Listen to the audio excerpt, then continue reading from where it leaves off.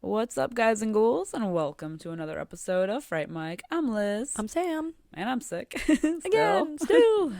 The never-ending sickness. The never-ending sickness. Apologies for my voice yet again. But we're here. We're back to talk about more found footage movies. Yay. Specifically one that's like one of the most iconic, I feel. I agree. Days. We're talking about Wreck from 2007. Yes, I'm so excited. I'm excited too. This movie really did things. It did. Really did the things. And then they did it again the next year. I was gonna say. And then the US saw Wreck and was like, we could do that too. And made pretty much the same movie. Shot for shot. Almost. But they spoiled the ending on the cover. And they made it not as great. Yeah. It's not bad. It's not bad. It's not bad. It's just that Wreck, the original, was Iconic. amazing. Yeah. So why fix what is not broken? But we say it all the time. You see it a lot, and it's just, why? Why y'all remaking these things? Because there's money. What is that movie that they're gonna remake for American audiences? Speak No Evil? Is that what it's called? Oh, yeah. Yeah. Mm-hmm. Why? The crazy thing about that one is that it just came out. Yes, but I think that's what they did with Wreck and Quarantine. Well, yeah, like within a year. Wreck came out and they were like, we'll also do that. We will also do this right now. Yes, exactly. In fact, immediately. We'll get to work on it tomorrow. And there's a few Wreck movies by this point. And there's 3. There's a couple Quarantine movies too, right? Isn't there a second Quarantine? I want to say yes, because I think I can visualize the cover, but I don't know if I'm getting that confused with the cover for Grave Encounters 2. I think I'm getting it confused with Grave Encounters 2. But I would not be surprised if there were multiple Quarantines. Yeah, well, I know for sure there's a couple of Wrecks. I think there's 3 Wrecks. 3 Wrecks. I feel like I've seen the second one. I think Wreck 2, and then I think Wreck 3 is called Genesis? Genesis. I think. Does it take place in the future? No. No? I don't know. To be totally transparent, I have never seen Wreck 3. I just know of its existence. Okay, there is a second Quarantine. I knew there was one that took place on a plane. It's on a plane. It's called Quarantine 2 Terminal.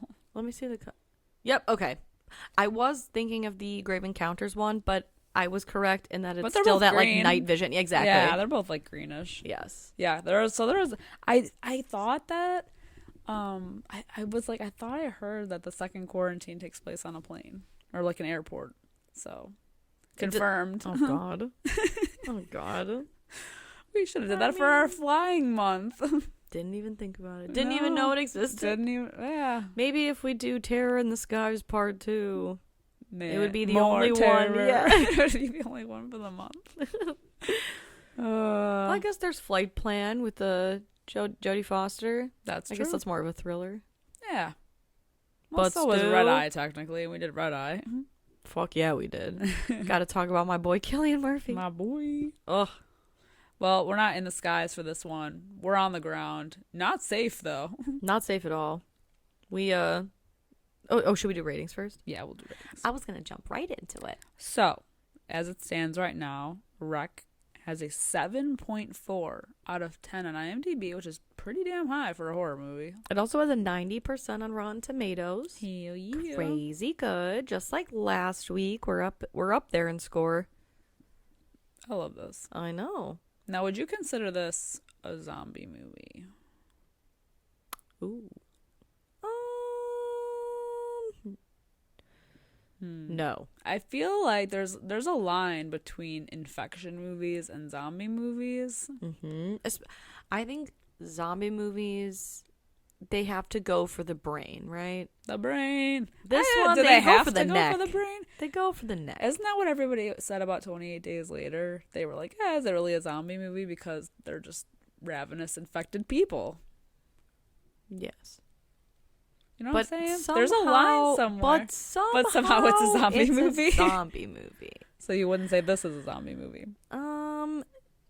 No. And you know,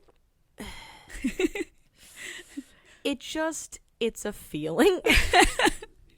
It does not invoke zombie from you? No, it doesn't. It invokes just infected. You know, but it's kind of like Resident Evil games. You know, Resident Evil starts as a zombie game. You got Resident Evil, blah, blah, blah, blah, all the way down to like Resident Evil 4. Genesis. Well, No. Like Resident Evil 4, you're like, all right, we're Leon S. Kennedy, we're getting in there with the zombies, and then you approach the village and they're not your classic zombie, they're like infected. Right. So they come at you, but they're just infected villagers, and they're you're just like ravenous people, right? Instead of like people with a mission. Right, they're not undead like you Yeah. know, the classic what you're used to. They're like smart and fast, and they yield weapons, and they're trying to kill you because they're infected. I think And that's it's the line. just different. That's the line. I think the line is too the person dying and being reanimated as a zombie, because people in this movie, they get bit and then infected. They don't die and get infected. You know what Right, I mean? they Like they're not turn. rising from the dead and turn. You know? Yeah. I think that's the line. That's got to be the line. But in 28 Days Later, they don't die and then come back. They get infected. Yeah, because look at spoiler alert for anyone who hasn't seen 28 Days Later. Fast forward like 30 seconds. In the first one, Hannah's dad, remember, he gets that blood in his eye, and then like immediately. Yeah, the most heartbreaking part of the movie. I know. Okay, 28 Days Later talk is over. Well, spoiler talk is over, but I still somehow can't like, to me, it's a zombie movie, and I just can't explain that. It's just something that I feel in my loins. I think I'm gonna throw a poll up on this one. Oh, ooh. No, do it. I like that.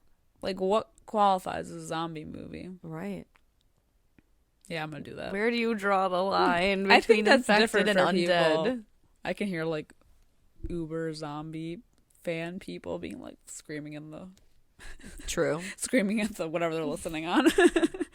Does like a zombie? Does it have to be like undead, reanimated corpses, or does can it infection just be, count? right?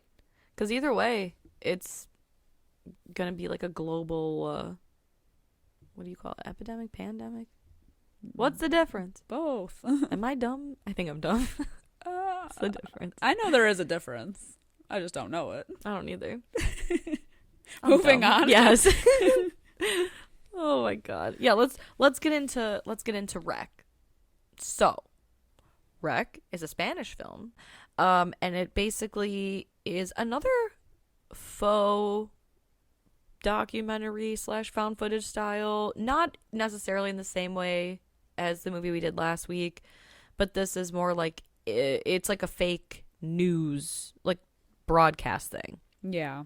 And Angela and her cameraman Pablo, they are of the TV series, I think it's While You're Sleeping. While You're Sleeping. Yes. She's like the host. Yes. But you know, in real life, she actually is That's what lends to the a real TV presenter. real TV presenter. So she's just a natural at this.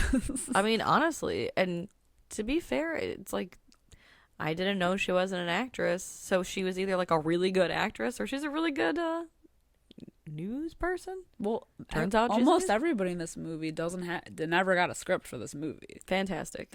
Most of their lines were improvised, and they didn't know what was going to happen, so a lot of their reactions are like genuine. I love see, I'm so good. I mean, obviously in real life you just naturally react to things, but if someone gave me like a very loose skeleton script and was like, just react to things, I would feel like Mr. Bean. I don't like what do I fucking do? What do I do? I'd be more scared. I think I would actually be scared. Maybe. Oh, because then how would you know like what's actually like, is this part of the script or is this like an actual fuck up? Well, yeah, it's like going in a haunted house. Like, you don't know where they're going to come from. True. Like, I'd be on edge. And I mean, that I think that lends to the acting in this movie, because when they're all locked up together, that's, they're all on edge. There's a movie that I watched, again, I know I mentioned this last week too, plugging our Patreon. For those of you who listened to our Patreon, in one of our like monthly rewinds, I talked about this movie that I watched, Beat My Cat, a film for Anne, which has anyone seen that? Because what the fuck? We need to talk about it. Here? We need to talk. But this guy who made the movie, it's hard to say without like ruining what the film really is about, but like he basically didn't give a script to any of the people that he was filming, but he's Romanian, and so he said, when we're filming, I'll be speaking in English, and when I'm not filming you for the role, I will speak in Romanian. And there are only a few times in the movie that he speaks Romanian to these women for the film, but it's things like that. I mean, there was like a whole set and everything, so obviously they yell cut and whatever, but it's almost like when you're told to react, sometimes I'd be like, am I supposed to react to this? Is this actually happening for the film? Yeah.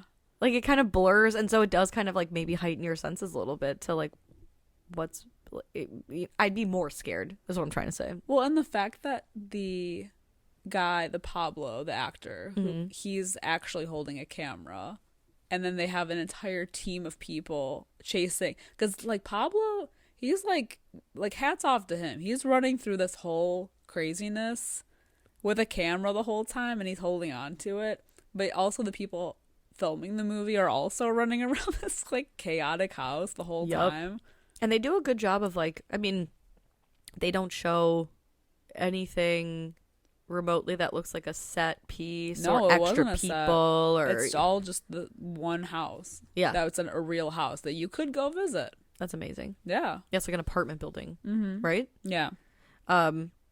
But so it starts off like innocently enough that they're at this fire station in Barcelona, and they're basically just filming what a night looks like at the fire station. And some of them are like, it's just boring stuff mostly that we do, like getting cats out of trees, and it's cliche, but it's true. And a lot of the shots in the beginning are fairly innocuous, it's like hot shirtless firemen and they're playing basketball and it's whatever, until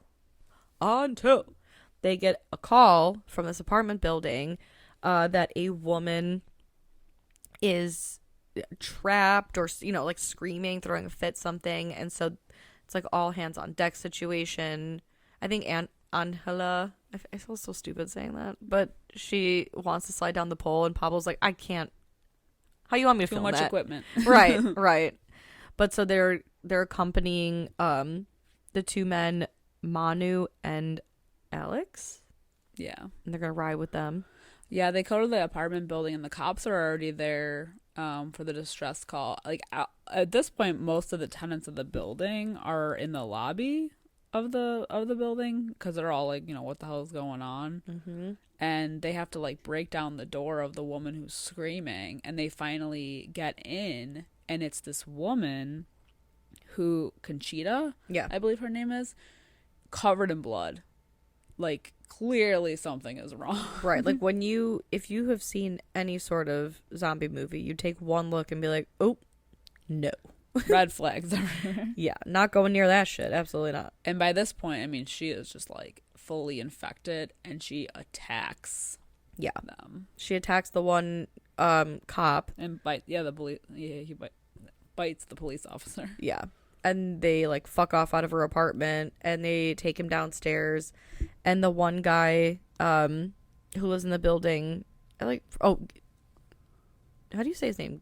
Guillaume? Yeah, Guillaume. Guillaume. He is like a medical kind of guy or whatever, so he's trying to stabilize the cop that was bitten. And I think this is like when they're kind of looking at some of these tenants, and there's this woman, Marie, who has her daughter. Yeah, who's sick, we're told, with tonsillitis. Mm-hmm. Lies. Right. Fucking lies. And they already tried, like, once the cop gets attacked and like is injured, they try to leave right now, and that's when shit goes down. Yeah. Oh, also in the film, you know how like in a lot of found footage movies, they're always like, "Why are you recording all of this? Like, put the camera down." Oh yeah, I love this. Yeah, she turns to Pablo and it's like, "If you stop recording, I will kill you." Yeah, because now they're being told that they can't leave, that, you know, like they're locked in the apartment under quarantine, and she says, you know, like now the reason for filming is to show people what's happening in here, because we're being like mistreated because they're telling us we can't leave. Exactly. They need the truth. Yeah. No one's allowed to leave. But at one point they do bring someone in from the outside. Yeah. I would have pushed past. Although I don't know. I would have risked getting shot. Yeah. I'm surprised you risked going back in. Honestly, Jesus Christ.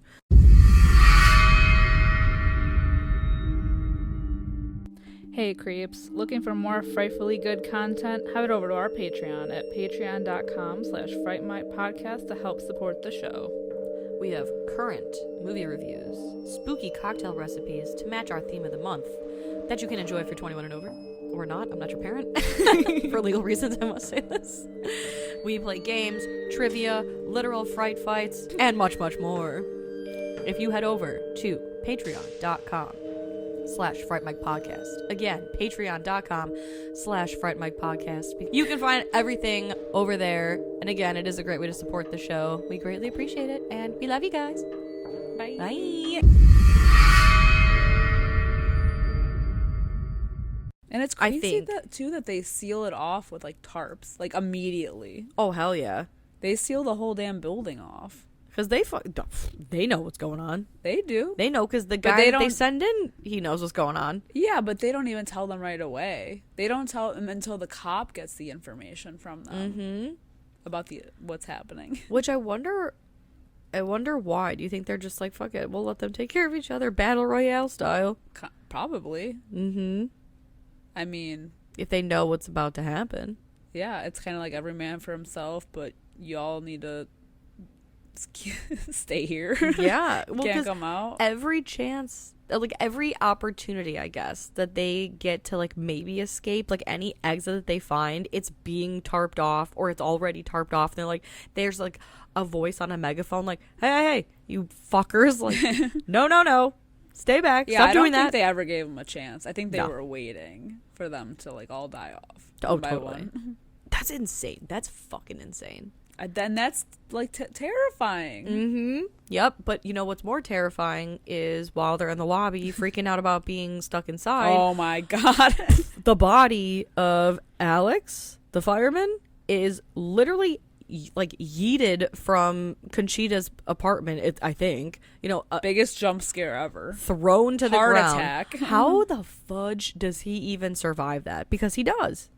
But his head is like a grape. That's another scene that the actors didn't know that body was, or that fake body was coming down. Fantastic. That's fantastic. Oh my God. Could you imagine? I would have a heart attack. Yeah, I think that's what I'm saying. That's one of those I had a things heart where attack I'm like, watching it because it comes out of nowhere. Well, especially when my job is like, I have no script and I'm told to react. Holy shit, I would have gone into cardiac arrest.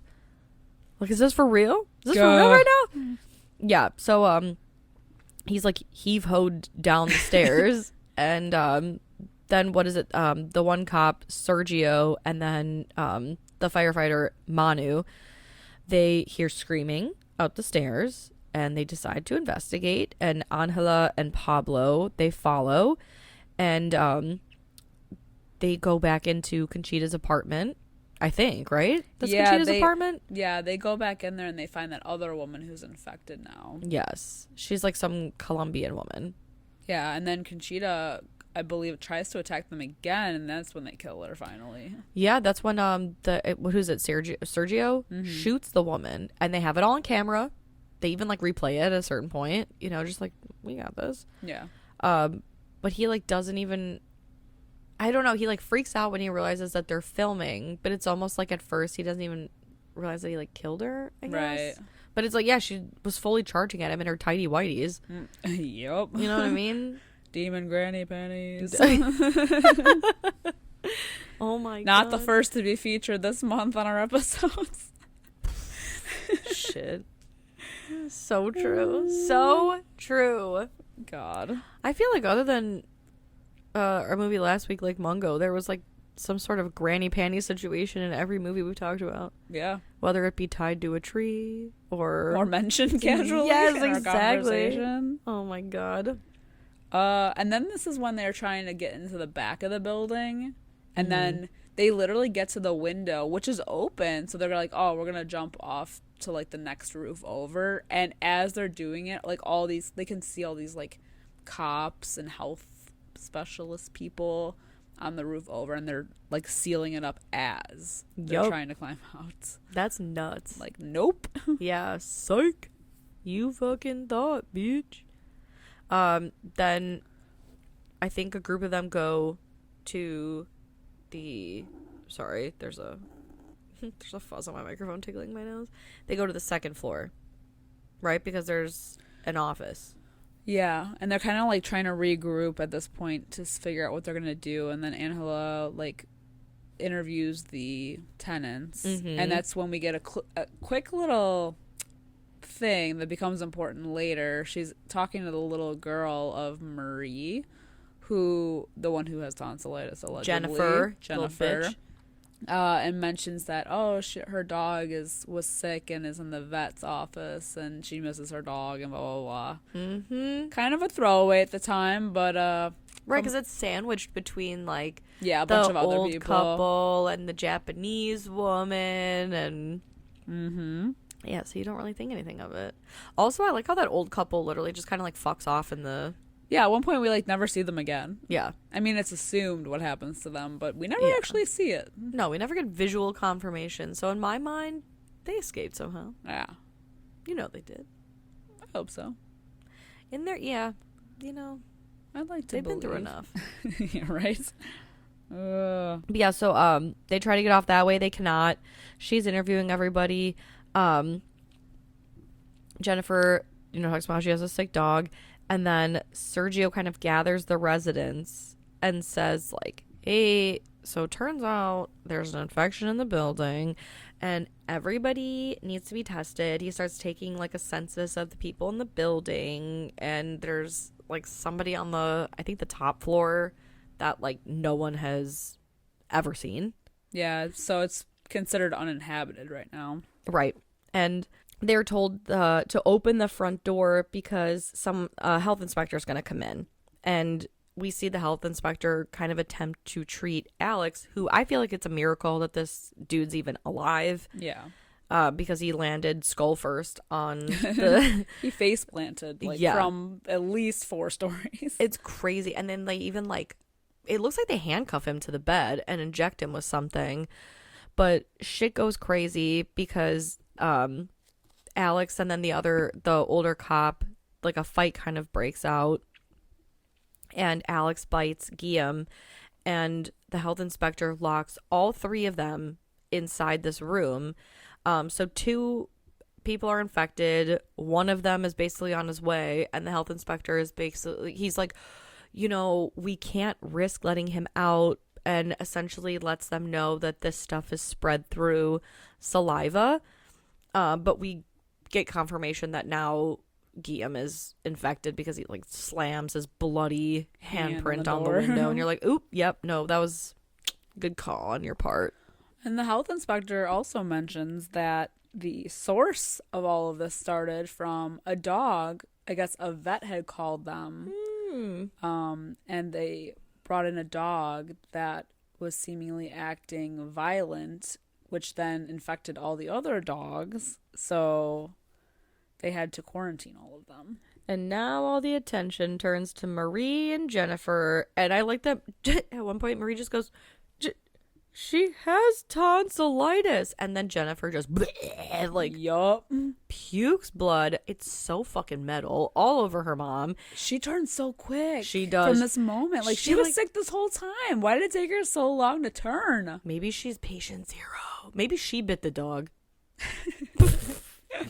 Don't blame the dog. It was the kid. Right. It was the kid this whole time. You could tell. You could look. Jennifer looks evil. And she jumps out of her mom's arm after literally bathing her in blood. And then it's and runs upstairs. And everyone's everyone's shook. And they're like, well, we gotta put this girl down. Literally, the fucking health inspector's like, you take this little needle here, y'all go up there and find her and just, euthanize her. Yeah, put her down gently. And I don't know, a dog. Man. Like, why do I keep saying dog like that? Why can't I just say dog? Why is it gotta be like a dog? Like a dog. Like a dog. So Sergio tries to inject her, but also gets attacked. Mm-hmm. Surprise there. He gets bit in the neck.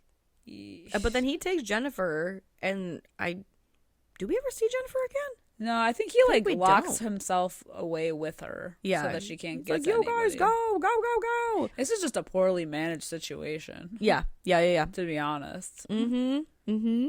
And what's this? Oh God, this is like when they're talking about there's like a way out through the basement, right? Mm-hmm. And they're gonna attempt to do that. Yeah, but when they get downstairs, like chaos is erupting amongst everybody else. Yeah, and because Guillen escaped. Well, and also they have Marie handcuffed to the banister, but what's his face? Sergio has the keys, and so when the infected start like breaking out or whatever, they leave her there to fucking die. Yep. And she obviously gets attacked. Mm-hmm. Oh my God.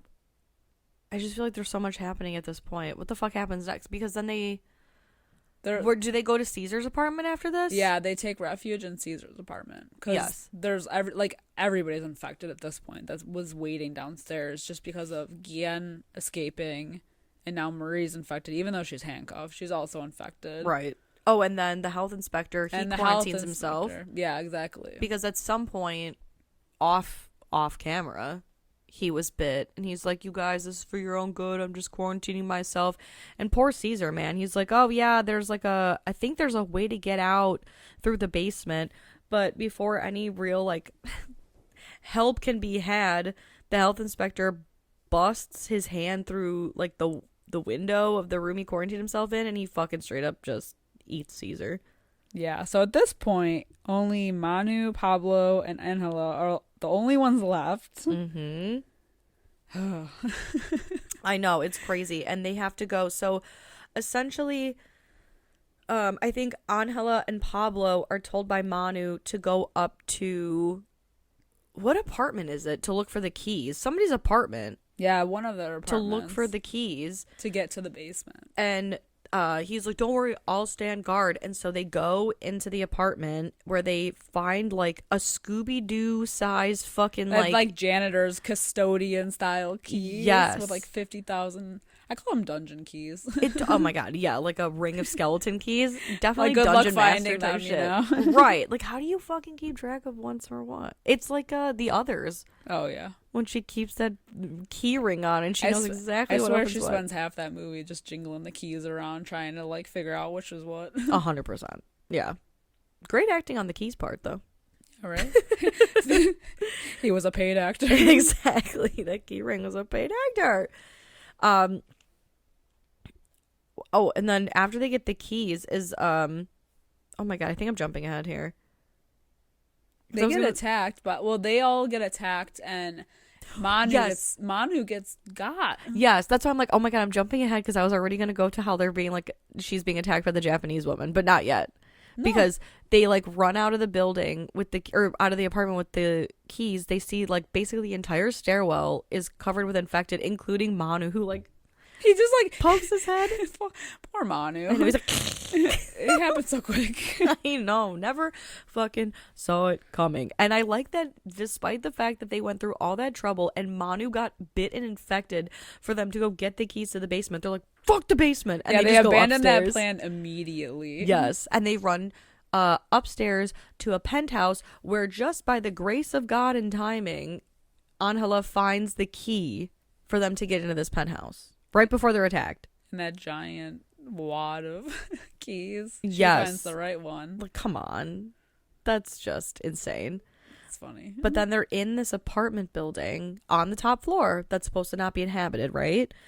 But there's like newspaper clippings about a young girl who was quote unquote like possessed, and the Vatican investigated, and they were doing all kinds of experiments and yada yada. And there's all these like beakers and like science things and religious things. And like, I mean, just looking around, you're thinking like, what the actual F is going on in this place? Oh, Well, and then somebody else is in the room with them. Totally. Oh, we got to talk about Attic Boy too, though, because like the attic door swings open. God, and it's like something out of The Grudge. Boy gets me every goddamn time. I don't know. like the attic. He's like the little boy from The Grudge. Like, cause I know, and it creeps me out. It's fantastic. Like the door pops open, and instead of doing the smart thing and running away from it, they're like, "We'll take the camera up there and see what's up there." And it's like a kind of like a no, you don't. I know. Why do we have to investigate? No, there's some things that you just, especially in a time like this. Although, you know what? Although, if there was roof access point or something, perhaps it would have been worth it. But you know what? All right. Okay. But the attic door swung open on its own. I would not be going near that. Okay, honestly, no. Yeah, you're right. If it was just there, then I'd be like, oh, maybe we should like investigate this, I guess. Like, hey, there's an attic. Hey, an attic, cool. Maybe True. there's roof access. But this thing like swung open on its own. He went up there. Little kid pops up out of nowhere, breaks the camera light. So now they're in the complete dark. Now it's actual night vision. The only person that can see anything is Pablo through his night vision. Ugh. And what does he see? What do we see? We see a gigantic, or like a silhouette of like I'm exaggerating, but like a 9 foot tall, 80-pound like figure. It looks huge. It's Javier Botet. We love him. I know. It's always like him or why am I blanking on his name? Yeah, Doug Jones. I was gonna say the Baron. One, it's the other. Playing man. The infected girl. Yeah, the one from the newspaper. The real patient zero. Exactly. Who, if I'm not mistaken, is seen in the second Rec 2. Yeah. I've only seen that once, so I don't really remember a ton about it. But, so, like, she doesn't really quite know that they're there yet, and she's fucking around in, what is it, like the kitchen or something, and they're, like, slowly trying to sneak past, but unfortunately, Pablo makes a little bit of a noise. She attacks him. He drops the camera because she goes to town with like, what is it, like a hammer? Oh yeah, she like beats him to death with it. She beats the shit out of him. Yeah, a lot of neck biting in this movie too. Like he gets his neck bit. She feasts on his neck pretty good. There's also at one point in this movie somebody gets beat with a mallet. One of the people. Yeah, it's one of the people in the stairwell. I think Manu beats him with a mallet, right? Oh yeah. My God, it's mallets, hammers, axes. Anything like a manual, close, intimate weapon like that freaks me the fuck out. Because it feels personal. You know what I mean? It is. It's pretty. It's a slow way to go. You know? It's a slow Oh, beating. fuck. Oh God. But obviously the camera drops. Angela like fumbles for it because remember it's in the dark, so all we're seeing is through the night vision lens. Angela can't see that, and she grabs the camera, but then she drops the camera. There's a lot of screaming, and then the final shot of the movie is Angela getting dragged into the darkness. Fate unknown. Screaming, yeah. Although I think she's also back in the second one. I don't know how she survived that. I don't know how that guy that fucking fell 8 flights of stairs onto his noggin survived either. But you know, anybody survived this movie. I know.